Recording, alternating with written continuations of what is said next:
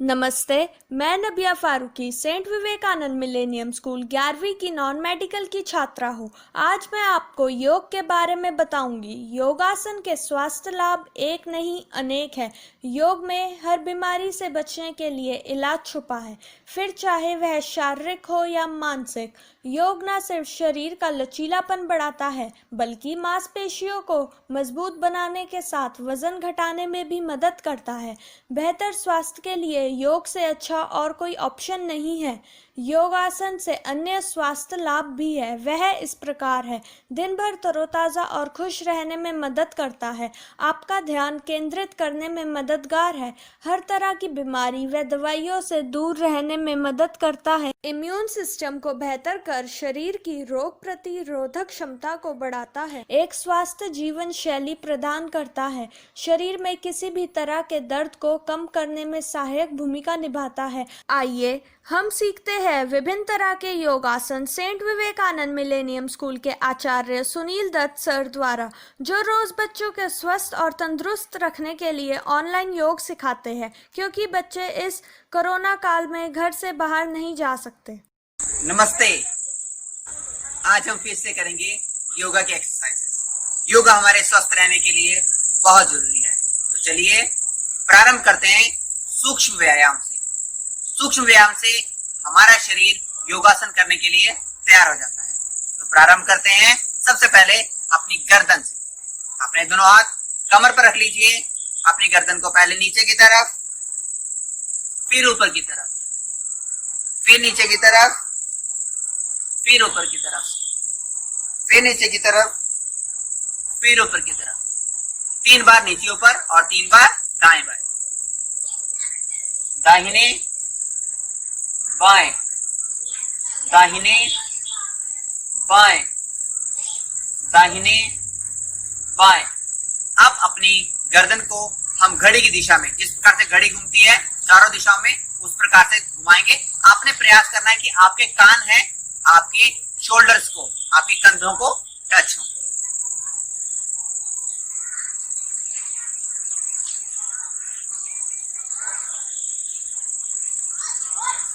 अब घड़ी की उल्टी दिशा में जैसे आप घूम रहे थे, उससे विपरीत दिशा में आपने इसको घुमाना है। अब हाथों को पीछे जोड़कर अपने कंधों से टच करना है। प्रत्येक आसन को हम कम से कम 5 बार करेंगे। इससे हमारा शरीर खुल जाता है और हम योगासन करने के लिए तैयार हो जाते हैं। हमने कंधों की कर ली, अब हम कमर की एक्सरसाइज करेंगे। इसके लिए हम अपने दाहिने हाथ को बाएं कंधे के ऊपर रखेंगे और हाथ को उठाते जितना घूम सकते हैं उतना घूमेंगे। वहां पर रुकेंगे और धीरे धीरे वापस। आप यही प्रक्रिया दूसरे कंधे के साथ,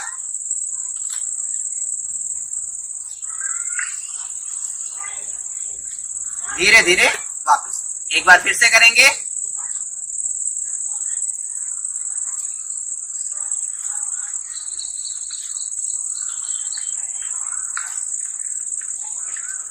इससे आप देखेंगे हमारे कमर की बहुत अच्छी एक्सरसाइज हो जाती है। अब हम करेंगे अपने घुटनों के लिए एक्सरसाइज। इसके लिए हम हाफ सेट पोजीशन में आएंगे, यानी कि आधा बैठ जाएंगे, दोनों हाथ सामने और आधा झुक जाएंगे।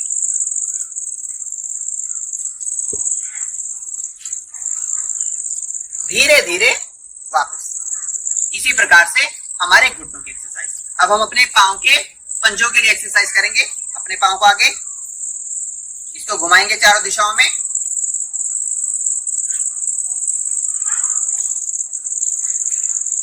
दूसरे पांव को,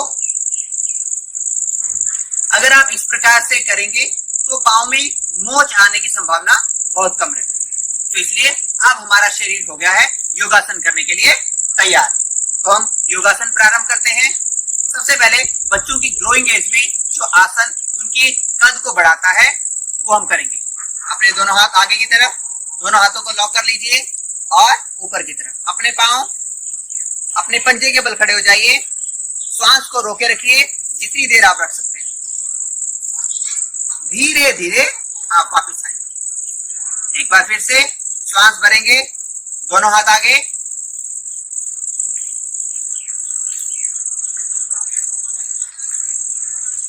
ये आसन हमारी हाइट को बढ़ाने के लिए बहुत अच्छा आसन है। अगला आसन हम करेंगे वृक्ष आसन।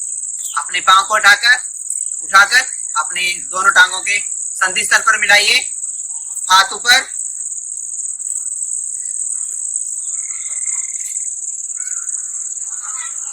ध्यान किसी भी एक केंद्र पर एकत्रित कर लीजिए और धीरे धीरे वापस आएंगे। यही प्रक्रिया हम अपने दूसरे पांव के साथ भी करेंगे। हाथ ऊपर,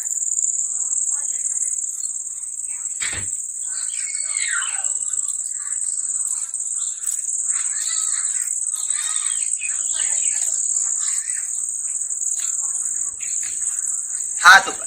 अब हम करेंगे आगे त्रिकोणासन। तो हमारा अगला आसन है त्रिकोणासन। इसको करने के लिए अपने पांव थोड़े से खोलेंगे, पांव को थोड़ा सा दूसरी दिशा में घुमा लेंगे, अपने दाहिने पांव को ऊपर उठाएंगे और बाईं तरफ झुकेंगे। आपने अपनी मध्यमा उंगली की तरफ देखते रहना है। आप जितनी देर रुक सकते हैं रुकिए, उसके बाद धीरे धीरे आप वापस आएंगे। यही प्रक्रिया हम दूसरे पांव के साथ करेंगे। हाथ ऊपर, अपनी उंगली को देखते हुए नीचे की तरफ झुकेंगे, धीरे धीरे वापस आएंगे। यह हमारा त्रिकोणासन। अब अगला आसन हम करेंगे पादहस्त आसन। इस आसन में हम दोनों हाथ ऊपर उठाएंगे और उनको अपने पांव से स्पर्श करवाएंगे और वहां पर थोड़ी देर के लिए रुकेंगे। आप इनहेल करिए और पीछे आगे की तरफ झुकिए।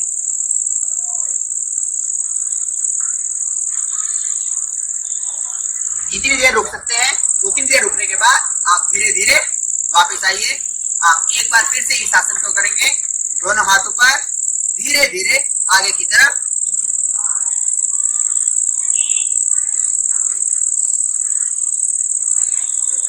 धीरे धीरे वापस आएंगे। अगर आपको लगता है प्रारंभ में आप इस आसन को नहीं कर पा रहे हैं तो आप इस आसन को करने के लिए इस प्रकार का सहारा भी ले सकते हैं। अपने हाथ दोनों गर्दन के पीछे रखिए और आगे की तरफ 10 बार झुकने का प्रयास करिए। इससे क्या होगा कि आपके शरीर की फ्लेक्सिबिलिटी बढ़ेगी और आप भी अपने हाथों को पांव से मिला पाएंगे।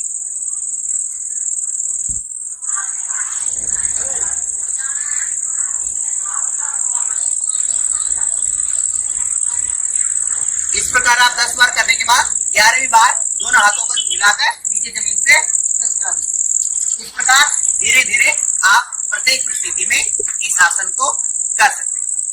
अब हम बैठ जाते हैं, बैठकर करने वाले आसन करते हैं। बैठकर करने वाले आसन करते हैं। बैठकर जिस आसन में हम बैठे हैं इस आसन को कहा जाता है वज्रासन। एकमात्र यही आसन है जिसको हम भोजन करने के बाद भी कर सकते हैं। तो अगर हम इस आसन में बैठते हैं तो ये हमारे शरीर के पाचन तंत्र को सुदृढ़ करता है। भोजन करने के बाद हमें कम से कम 5 मिनट इस आसन में बैठना चाहिए। हमारे शरीर से जितनी भी गैस है वो सारी की सारी ये निकाल देता है और हमारे शरीर को स्वस्थ बनाता है, सुदृढ़ बनाता है और मुख्य रूप से हमारा जो भोजन का पाचन तंत्र है उसको ये सुदृढ़ बनाता है। इसी स्थिति में हम अगला आसन करेंगे शशक आसन। शशक आसन के लिए दोनों हाथों आगे की तरफ उठाएंगे, अपने नासिका को आपने जमीन से लगाना है।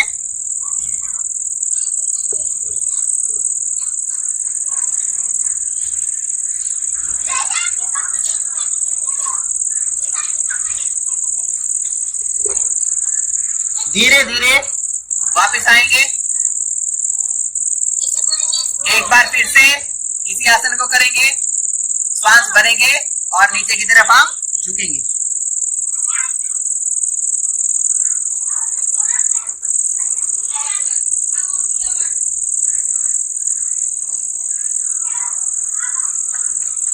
धीरे धीरे हम वापस आ जाएंगे। जितनी देर हम श्वास रोक सकते हैं उतनी देर हम इसमें आसन में श्वास को रोकेंगे। अब आगे बैठे बैठे हम आसन करेंगे अर्ध मत्स्येंद्रासन। इसमें जिस प्रकार से हम बैठे हैं अपने पांव को घुटने से इस तरफ रख लेंगे, जो हमारा पांव आगे है उससे दूसरे पांव के हाथ से हम इसको स्पर्श करेंगे। आप पीछे की तरफ देखेंगे,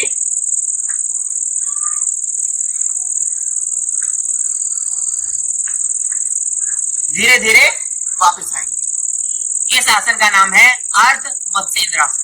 जिनको कमर के दर्द की परेशानी रहती है उन बच्चों को, उन सभी को यह आसन आवश्यक रूप से करना चाहिए। इससे हमारे कमर की दर्द ठीक होती है। एक बार फिर अर्ध मत्स्येंद्रासन को करके मैं दिखाता हूँ। अपने घुटने को सीधा करिए, दूसरे पांव को उठाकर अपने घुटने के पास ले जाइए। आपने दाहिने पांव को आपने अपने बाएं पांव से स्पर्श करना है, उसको आपने पकड़ना है और पीछे की तरफ देखना है। श्वास रोककर आप जितनी देर इस आसन में रुक सकते हैं आपको रुकना चाहिए। आज का हमारा अगला आसन है गोमुख आसन। उसके लिए हम एक स्थिति में बैठ जाएंगे, दूसरा घुटना बिल्कुल उसके साथ ऊपर, दोनों घुटने बिल्कुल एक स्थिति में। जो घुटना आपका ऊपर है वही हाथ आपका ऊपर पीछे की तरफ जाएगा।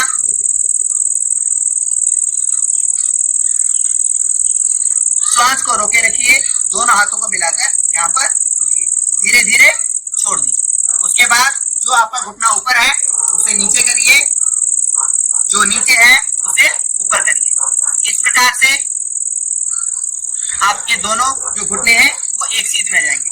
जो पांव ऊपर है वही हाथ ऊपर, और इसी प्रकार से आपने इसको हाथ को अपने स्पर्श करना है। रुकने का प्रयास कीजिए जितनी देर आप रुक सकते हैं। इस आसन का नाम है गोमुख आसन। हमारे ज्वाइंट्स की, घुटनों के दर्द और कमर का दर्द, इसके लिए ये बहुत ही उत्तम आसन है। इस आसन को हमें प्रतिदिन 2 से 3 बार अवश्य करना चाहिए। इस आसन का नाम है गोमुख आसन।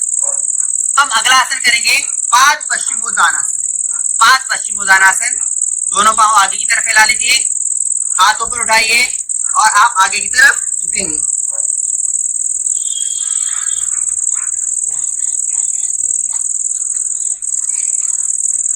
धीरे धीरे वापस आएंगे। हमारे शरीर में जो चर्बी चढ़ जाती है उसको कम करने के लिए और हमारे शरीर के भोजन को पचाने के लिए यह बहुत ही उत्तम आसन है। इसका नाम है पश्चिमोत्तान आसन। एक बार फिर से करेंगे, दोनों हाथ ऊपर, अपने आगे झुककर पांव को पकड़ेंगे, धीरे धीरे वापस आएंगे। पाद पश्चिमोत्तान आसन। इसको हम इस तरह से भी कर सकते हैं, एक एक पांव के साथ। एक पांव आगे, दूसरा पांव आप यहाँ पर रखिए, इसको करिए, हाँ यहाँ पकड़िए और अपने माथे को अपने घुटने से लगाने का प्रयास कीजिए।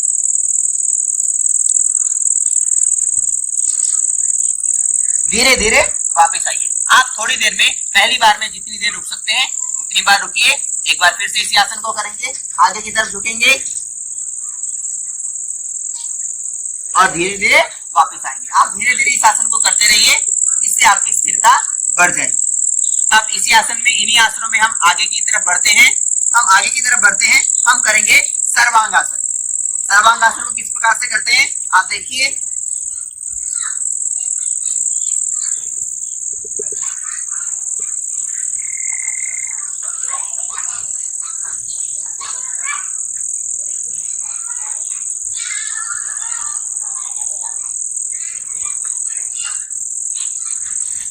इस आसन का नाम है सर्वांगासन।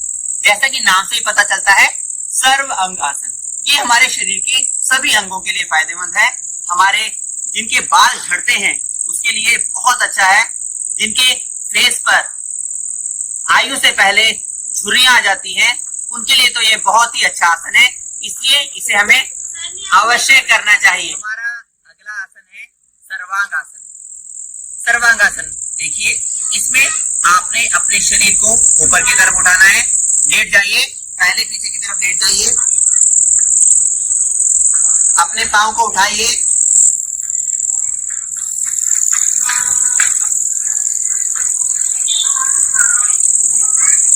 धीरे धीरे वापस आइए। अब हम प्राणायाम प्रारंभ करते हैं। सबसे पहला प्राणायाम है अनुलोम विलोम। अपना हाथ आगे करेंगे, अपनी उंगली को मोड़कर अपने अंगूठे के जड़ में लगा लेंगे। उसके बाद अपने अंगूठे से अपने दाहिने नथुने को बंद कर लेंगे। बाएं नथुने से श्वास अंदर भरेंगे, श्वास को अंदर रोकेंगे, मध्यमा उंगली अपने माथे के ऊपर, बाकी 2 उंगलियों से शेष 2 उसको हम बंद कर लेंगे। आप हाथ ऐसे भी रख सकते हैं और ऐसे भी।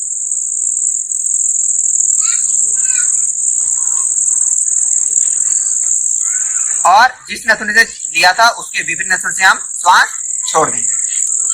अब जहां से हमने श्वास छोड़ा है वहीं से अंदर भरेंगे। इसे बंद कर लेंगे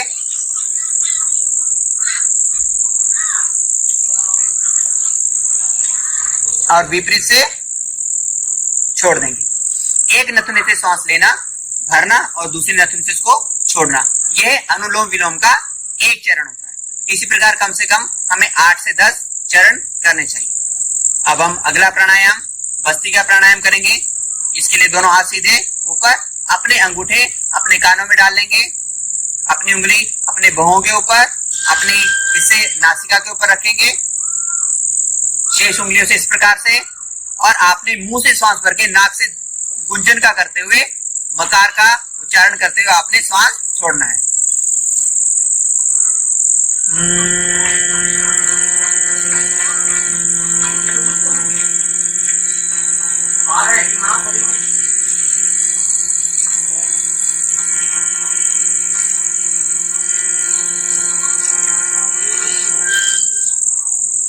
इस प्रकार आपकी पूरी शरीर में गुंजन हो जाएगा, मन आपका बिल्कुल शांत हो जाएगा। इसे हम भस्त्रिका प्राणायाम, इसको हम भ्रामरी प्राणायाम भी कहते हैं।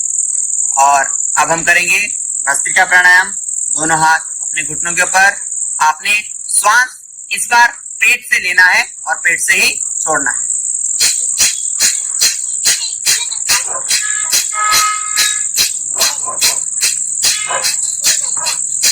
इस प्रकार आपने 1 सेकंड में एक बार सांस लेना है और लगभग 20 स्ट्रोक आपने लगातार इस प्रकार इस आसन के करने हैं। इस प्रकार इस आसन के करने से भस्त्रिका से आपकी जो अंतड़ियां हैं वो शुद्ध हो जाती है, जो इस प्रकार से श्वास संबंधी सभी प्रकार की बीमारियां हैं वो दूर हो जाती है। अब सबसे अंत में हम करेंगे सूर्य नमस्कार। इसके लिए हम खड़े हो जाएंगे,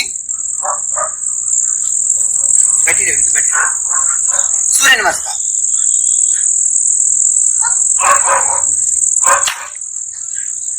ये इस आसन का प्रथम चरण है, पहला भाग। दूसरा भाग,